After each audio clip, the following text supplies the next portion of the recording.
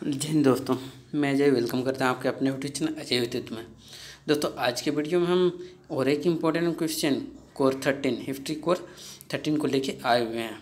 तो इस वीडियो में हम देखेंगे भारत सरकार अधिनियम 1935 की मुख्य विशेषताएं। ये इम्पोर्टेंट क्वेश्चन है दोस्तों कोर 13 का। ठीक, तो चलिए स्टार्ट करते हैं।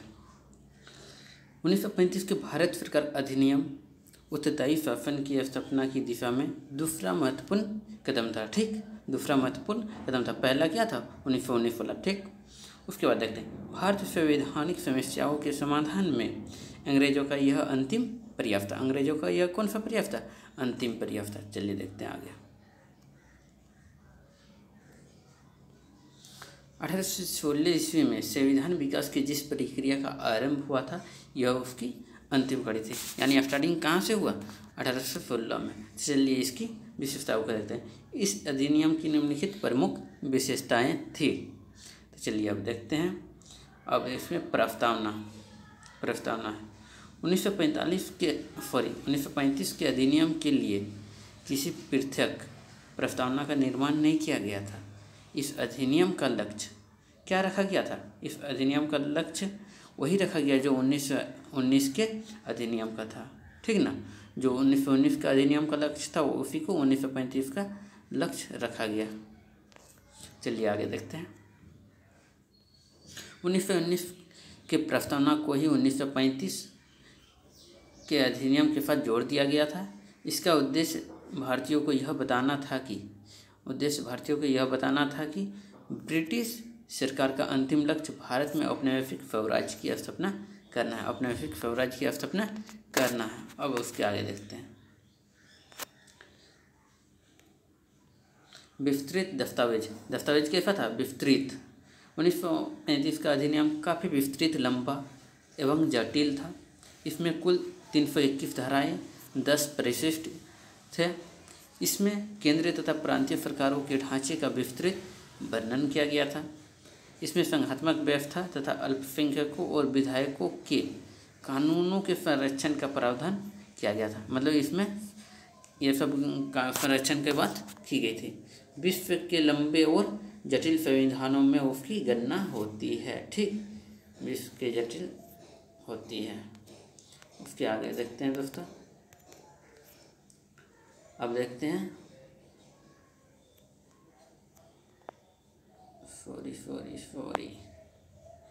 ब्रिटिश संसद की सर्वोच्चता। ठीक, 1935 के अधिनियम के अनुसार ब्रिटिश संसद की सर्वोच्चता पूर्ववत बनी रही। मतलब पहले की जैसी थी वैसे ही बनी रही। ब्रिटिश संसद को संविधान में सुधार करने या रद्द करने का अधिकार था। ब्रिटिश संसद में सुधार या रद्द करने का अधिकार था। संघीय व्यवस्थापिका या प्रांतीय व्यवस्थापिका को कोई संवैधानिक शक्ति प्राप्त नहीं थी। ठीक, उसके आगे देखते हैं। प्रांतीय स्वायत्तता। 1935 के अधिनियम की सबसे बड़ी विशेषताएं क्या थी? प्रांतों में स्वायत्त की स्थापना थी। 1919 के अधिनियम में प्रांतों में केवल आंशिक रूप से उत्तरदायी सरकार की स्थापना की गई थी। 1919 में 1935 के अधिनियम के द्वारा प्रांतों को पूर्ण स्वायत्तता प्रदान की गई। पूर्ण उत्तरदायी शासन की व्यवस्था की गई। उत्तरदायी सरकार की स्थापना भी इसी से हुई थी। ठीक, उसके बाद द्वैध शासन की स्थापना। इस अधिनियम में प्रांतों से द्वैध शासन प्रणाली को समाप्त कर दिया। केंद्र में द्वैध शासन प्रणाली की स्थापना की गई। प्रस्तावित संघीय योजना में कार्यपालिका का अध्यक्ष गवर्नर था, जो केंद्रीय विषयों का प्रशासन कार्यकारिणी परिषद और मंत्रियों की सहायता से करता था। केंद्रीय विषयों को 2 भागों में बांट दिया गया था। किसमें? संरक्षित और हस्तांतरित में। उसके आगे देखते हैं।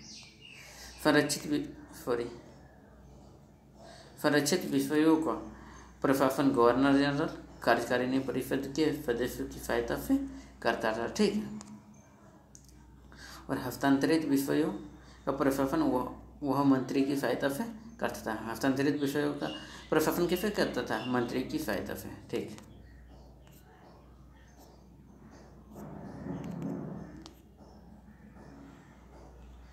जो केंद्रीय विधानमंडल के प्रति उत्तरदायी थे, रक्षित विषयों पर केंद्रीय विधानमंडल का नियंत्रण नगण्य था। ठीक ना।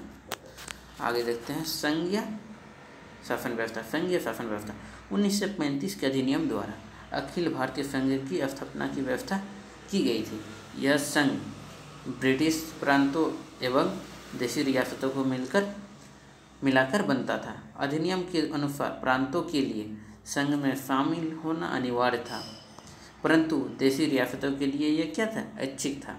संघ तथा इसकी इकाइयों के झगड़ों का फैसला संघ न्यायपालिका द्वारा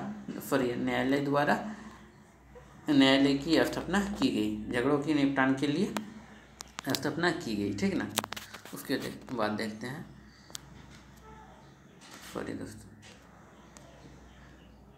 विषयों का बंटवारा। संघ की स्थापना के कारण संघीय और प्रांतीय सरकारों के कार्य का क्षेत्रों से संबंधित विषयों का संविधान में अलग अलग उल्लेख किया गया था। समस्त विषयों को 3 सूचियों में बांटा गया: संघ सूची, प्रांतीय सूची और समवर्ती सूची। केंद्र सूची के विषय पर केंद्र को, प्रांतीय सूची के विषय पर प्रांत को और समवर्ती सूची के विषय को केंद्र और प्रांत दोनों को कानून बनाने का क्या था? अधिकार था। उसके बाद देखते हैं संघीय न्यायपालिका। संघात्मक संविधान के लिए उच्च, निष्पक्ष और स्वतंत्र न्यायालय की आवश्यकता थी।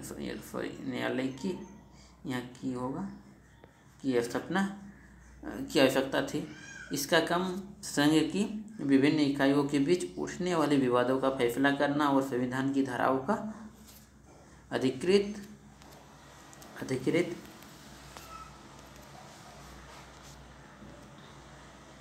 व्याख्या करना। इस अधिनियम द्वारा एक संघीय न्यायपालिका की स्थापना की गई, जो संघ इकाइयों के आपसी और संघ के साथ विवादों का निपटारा करता है। ठीक। उसके बाद संरक्षण और आरक्षण। प्रांतीय स्वायत्तता और केंद्र के आंशिक उत्तरदायी शासन पर अनेक सीमाएं, प्रतिबंध लगाए गए थे। गवर्नर जनरल, प्रांतीय गवर्नरों को अनेक विशेष शक्तियाँ और अधिकार दिए गए। इन्हीं शक्तियों को क्या बोला जाता है? संरक्षण और आरक्षण। उसके बाद देखते हैं विधानमंडलों एवं मताधिकार का विस्तार। इस अधिनियम द्वारा केंद्र और प्रांतीय विधानमंडलों के सदस्यों की संख्या में काफ़ी वृद्धि की गई। केंद्र में राज्यसभा के सदस्यों की संख्या 260 विधानसभा के सदस्यों की संख्या 375 निश्चित की गई। प्रांतीय विधानसभा के सदस्यों की संख्या पहले से दुगनी कर दी गई और 6 प्रांतों में द्विसदनात्मक संविधान की व्यवस्था की गई। मताधिकार का विस्तार किया गया। प्रांतों की 10% जनता को क्या? प्रांतों की 10% जनता को मताधिकार दिया गया। मताधिकार का अधिकार दिया गया। सांप्रदायिक निर्वाचन पद्धति को व्यापक बनाया गया। सांप्रदायिक निर्वाचन जो पद्धति था उसे क्या किया गया? और विस्तृत किया गया। ठीक। सांप्रदायिक निर्वाचन पद्धति को बनाए रखना। देखो इस प्रकार ये एक प्रकार से आलोचना में भी काम आएगा सांप्रदायिक वाला, क्योंकि ये तो हमारे इंडियंस के लिए खराब बात थी ना। अंग्रेजों ने फूट डालो और शासन करो की नीति को पूर्ववत बनाए रखा। ठीक है ना। तो इसलिए क्या होगा कि आलोचना में भी हमें काम आएगी। इसके लिए सांप्रदायिक निर्वाचन को न केवल कायम रखा गया बल्कि क्या किया गया? अब देखो, अब अधिक विस्तार किया गया और ज़्यादा विस्तार किया गया। हरिजनों के लिए भी सांप्रदायिक निर्वाचन पद्धति को अपनाया गया। हरिजनों के लिए भी क्या किया गया? सांप्रदायिक निर्वाचन पद्धति को अपनाया गया। मुसलमानों के